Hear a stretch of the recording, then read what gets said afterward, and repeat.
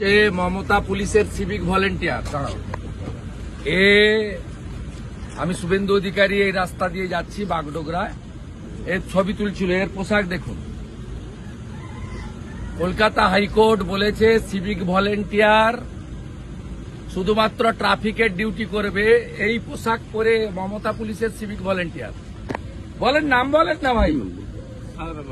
আমি ভুলে গেছি স্যার। হ্যাঁ বলেন নাম বলুন। ভুলে গেছি ভুলে গেছি হাইকোর্ট বলেছে। আরে আমার পা ধরবেন কেন?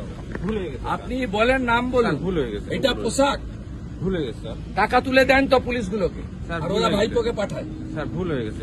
আপনাদের বেশি দিন না, চিরদিন কাহারও সমান নাই যায়। ভুলে গেছে স্যার।